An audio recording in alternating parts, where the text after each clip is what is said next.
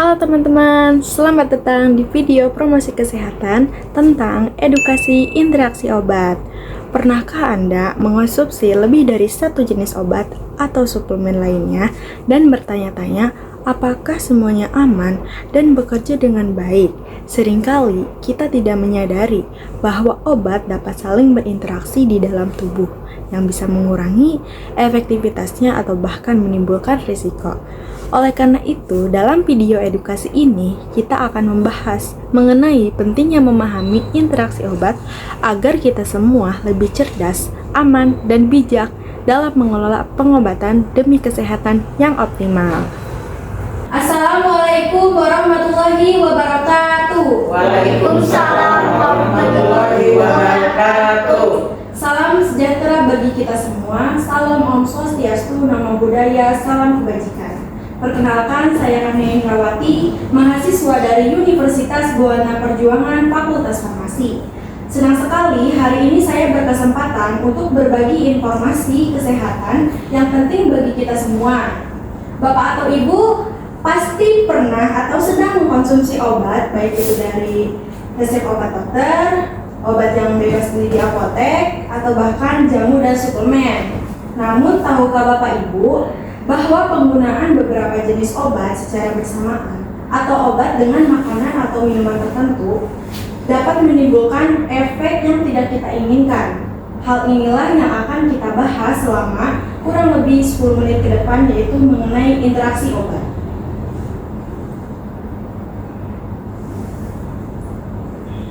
Jadi, apa sebenarnya interaksi obat itu? Interaksi obat adalah perubahan efek suatu obat di dalam tubuh akibat penggunaan bersamaan dengan obat lain, makanan, minuman, atau bahkan suplemen herbal. Perubahan ini bisa membuat obat menjadi kurang manjur, terlalu kuat, atau bahkan menimbulkan efek samping yang berbahaya. Contoh sederhananya, ketika kita sedang memasak dua jenis makanan, jika dicampur, rasanya bisa jadi lebih enak, tapi bisa juga malah tidak karuan. Begitu pula dengan obat. Berikutnya terdapat jenis-jenis interaksi obat. Yang pertama itu interaksi obat dengan obat lain.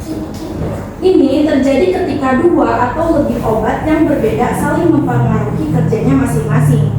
Bisa jadi obat yang satu meningkatkan atau mengurangi kadar obat dalam darah, atau keduanya memiliki efek yang serupa sehingga efeknya menjadi berlebihan, atau justru efeknya berlawanan sehingga saling meniadakan.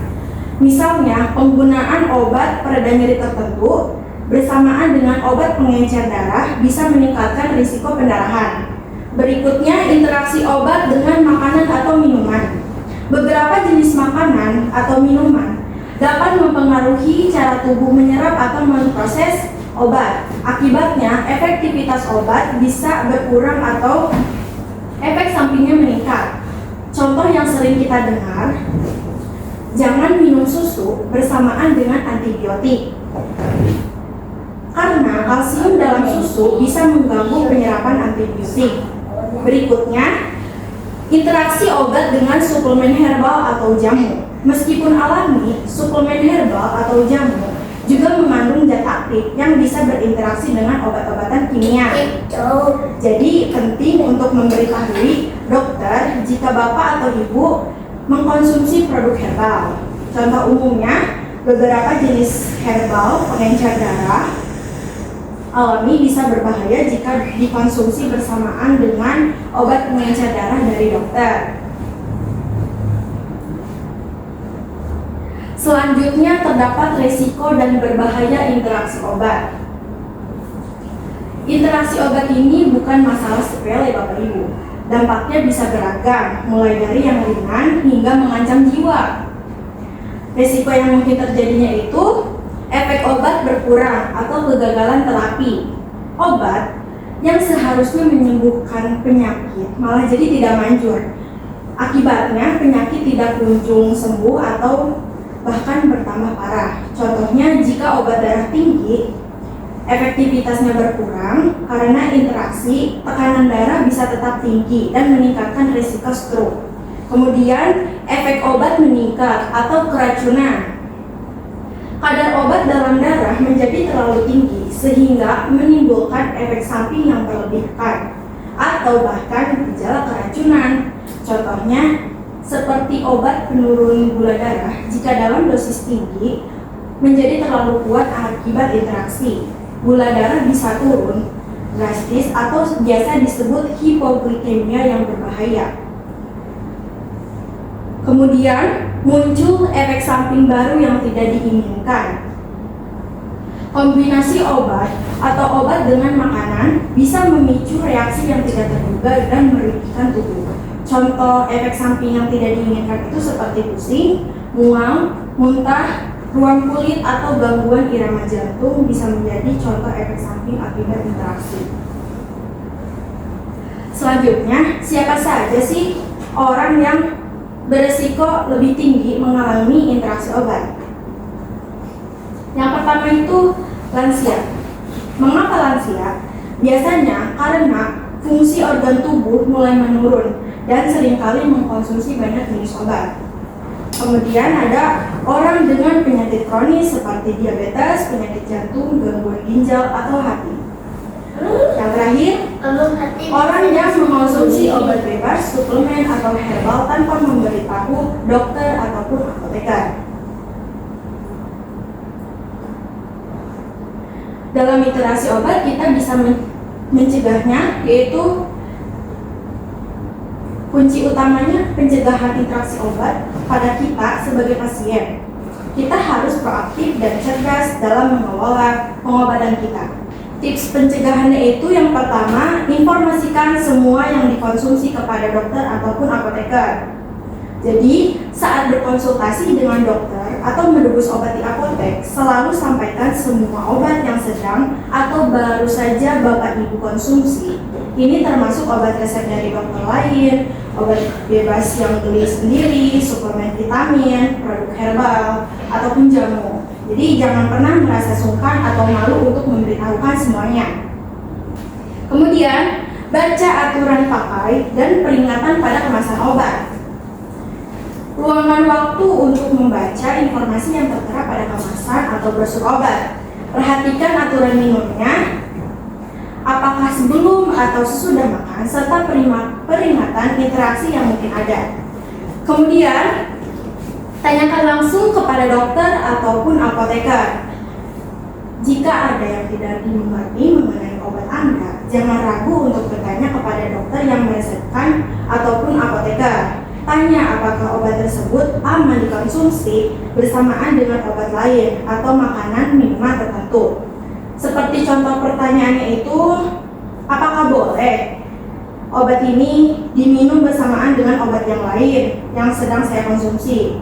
Untuk makanan atau minumannya, apakah ada makanan atau minuman yang harus saya hindari selama minum obat ini?